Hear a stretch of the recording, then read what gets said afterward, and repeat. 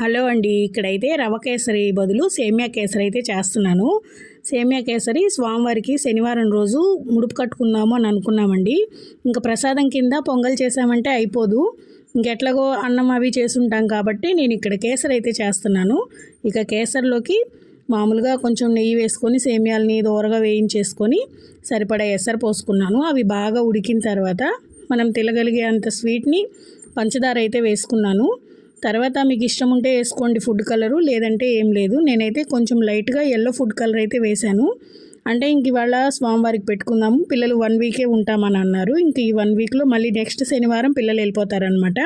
ఇంక ఇక్కడ స్వామివారికి ముడుపు కట్టుకుందాము అనేసి ఇక్కడ ప్రసాదం కింద అయితే ఈ కేసరి చేస్తున్నా. ఒక సైడు దేవుడి దగ్గర అన్నీ క్లీన్ చేసేసి, అంటే ఇంకా ఫాస్ట్గా చేస్తున్నాను అనమాట. మధ్యాహ్నం వాళ్ళు వచ్చినప్పటి నుంచి కొంచెం హడావిడిగా సాయంత్రానికి అన్నీ రెడీ చేసుకున్నాము.